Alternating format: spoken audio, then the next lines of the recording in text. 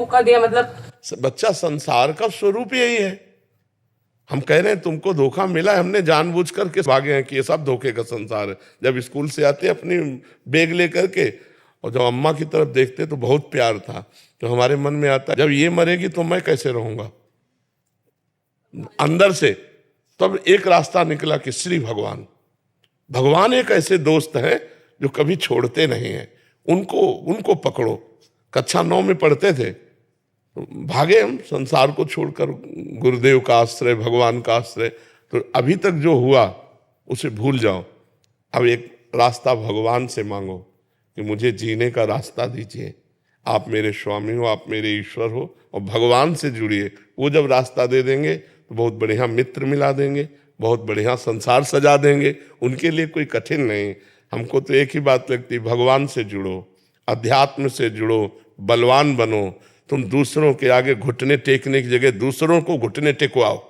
इतने भजन करो, इतना तप करो, इतने नियम में रहो कि दूसरा तुम्हारे सामने झुके, तुम्हें झुकने की जरूरत न पड़े। चाहे किसी को भाई धर्म का मानो, चाहे पिता मानो, चाहे जो मानो, वो केवल स्वार्थ वसात संबंध रखता है, अन्य नहीं। आप तो देख, लक्ष्मी जी जब अकेले आएंगी ना पर्सनल वाहन पे, और अपने प्रीतम के साथ आएंगी तो पता है, गरुण, वेद मूर्ति भगवान गरुण पर सवार होकर। तो हमें लगता है गरुण पर सवार होकर आए तो हमारी बुद्धि ठीक रहेगी, नहीं उल्लू बना के चली जाएगी। नारायण को भी साथ ले लो। लक्ष्मी नारायण की भक्तों पर लक्ष्मी माँ के व्रत करती हूँ, उनकी कृपा से मेरे पास सब कुछ है, बस प्यार की भूखी हूँ मैं। वो नारायण से मिलेगा। लक्ष्मी जी भी जहाँ से प्यार पाती है ना, वो हरि से मिलेगा, वो भगवान से जुड़ो। देखो, पैसा होना सब कुछ नहीं है।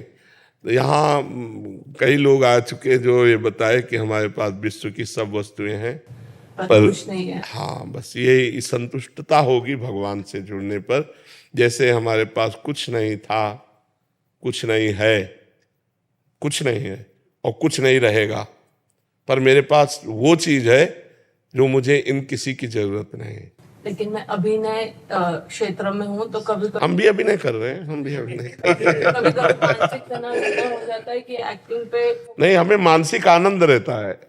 देखो, हम उत्तर ही दे रहे हैं आपको मानसिक तनाव रहता है इसलिए कि आप संसार से कुछ चाहती हैं, और हमें मानसिक आनंद रहता है, हम संसार को देना चाहते हैं।